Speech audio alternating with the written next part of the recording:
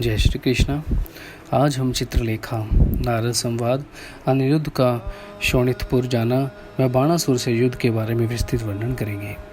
इस उपरोक्त वर्णन को करते हुए वैशंपायन जी ने कहा, हे जन्मेजय, द्वारिकापुरी के बाहर पहुंचकर चित्रलेखा अनिरुद्ध के पास जाने पहुंचने की योजना बना रही थी कि नारद मुनि को जल में ध्यान मगन बैठे पाया। उन्हें देखकर चित्रलेखा के नेत्र हर्ष से खिल उठे।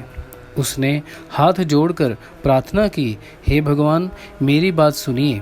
मैं दूती बनकर यहाँ आई हूँ। मैं अनिरुद्ध को तो यहाँ से ले जाना चाहती हूँ, लेकिन भगवान श्री कृष्ण जी की अनुमति के बिना यदि मैं उसे ले जाऊँ तो श्री कृष्ण कहीं पौत्र शोक में मुझे शाप देकर भस्म ही ना कर दें।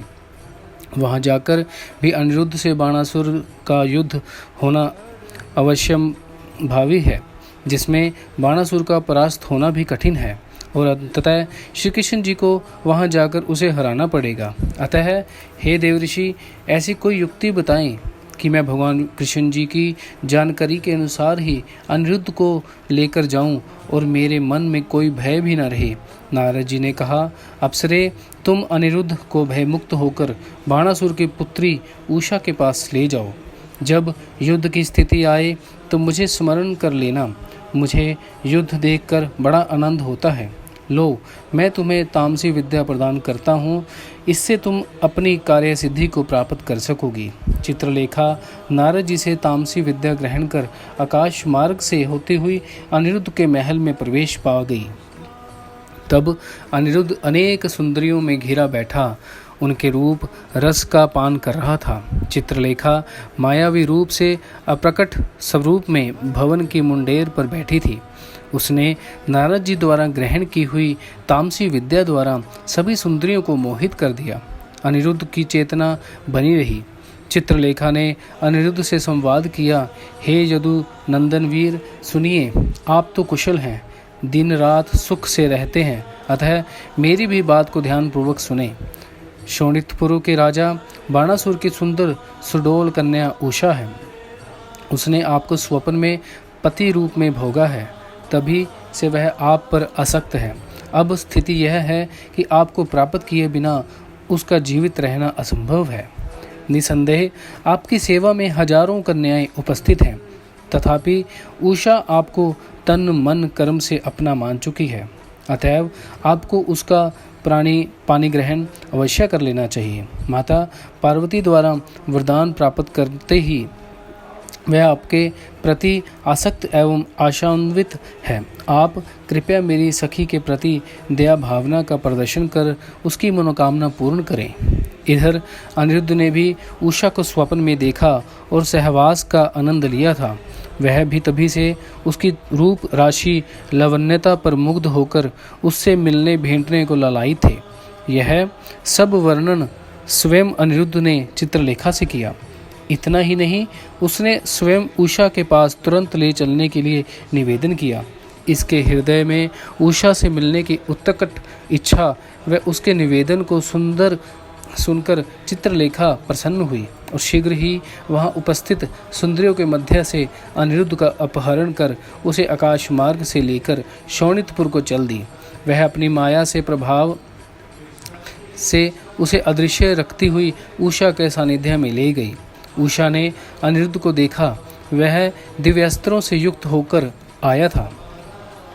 इस अवस्था में उसे निहारते हुए उषा आश्चर्यमय भाव से युक्त प्रसन्नता के मारे फूले न समा रही थी। उसने चित्रलेखा का आभार प्रकट करते हुए उसे हृदय से लगा लिया। वह अपने प्रियतम सपनों के राजकुमार को एकांत में वह सुरक्षित स्थान पर ले गई। उषा अनिरुद्ध दोनों ने ही माता पार्वती का धन्यवाद करते हुए एक दूसरे की कुशल क्षेम पूछी। गंधर्व विवाह कर लिया। दोनों ने पति पत्नी बनकर सहवास करते हुए आनंद लिया। कुछ ही दिनों के पश्चात अनिरुद्ध का उषा के पास उसके संग महलों में होने रहने का भेद अंतपुर से किसी ने राक्षस बाणासुर को कह दिया।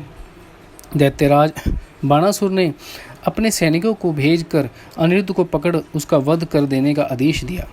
उषा सुसज्जित सैनिकों को अपने महलों को ओर बढ़ता हुआ देखकर घबरा गई तथा व्याकुल होकर रुदन करने लगी। अनिरुद्ध आगे आया और उसे सांत्वना देते हुए कहा, उषा सुभगे, घबराओ मत, यह समय रुदन करने का नहीं है, प्रसन्न होने का समय है। यदि तुम्हारे पिता पूरी सेना लेकर भी आ जाएं तो चिंता का विषय नहीं है। इसी बहाने तुम अब मेरे पराक्रम साहस को देखो। इतना कहकर अनिरुद्ध अस्त्रों शस्त्रों से सुसज्जित होकर राक्षसी सेना के सामने आकर डट गया। चित्रलेखा ने चिंतित होकर नारद जी का स्मरण किया। नारद जी ने तुरंत उपस्थित हो गए। वह आकाश से ही अनिरुद्ध से बोले, बेटा चिंता मत करना, निर्भीक होकर युद्ध करो, मैं यही आपके अंग संग हूँ, तुम्हारा कल्याण हो। नारद जी की उपस्थिति जानकर अनिरुद्ध ने उन्हें प्रणाम किया और प्रसन्न चित्त होकर युद्ध के लिए तैयार हो गया। तभी सैनिकों का कोलाहल सुनकर अनिरुद्ध बेडर खड़े देखते रहे। सैनिकों ने अनिरुद्ध पर बाण, गदा, मूसल, खड्ग, शक्ति और शूलों द्वारा प्रहार किया। वीर अनिरुद्ध विचलित नहीं हुए। वे तो संपूर्ण भूतों की आत्मा स्वरूप हैं। जोरदार गर्जना करते हुए और भयंकर परिघ घुमाते हुए अनिरुद्ध को देखकर नारद जी हर्ष से बोले, वीर बहुत अच्छे, बहुत अच्छे। देखते ही देखते लगभग सभी दानव भाग खड़े हुए। अनिरुद्ध दैत्यों के शस्त्रों को छीनकर उन्हीं पर प्रहार करते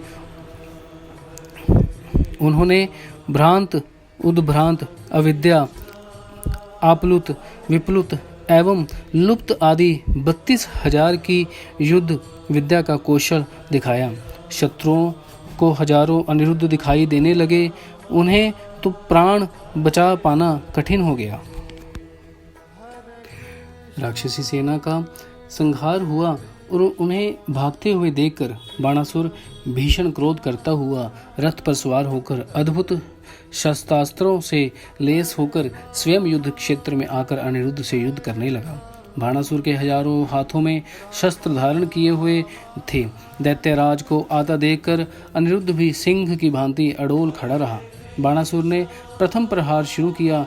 अनिरुद्ध भी उसे पूर्णतया समाप्त कर देने के उद्देश्य से दैत्य पर वेग से झपटा। दैत्य के भीषण प्रहारों से विचलित हुए बिना अनिरुद्ध से दैत्य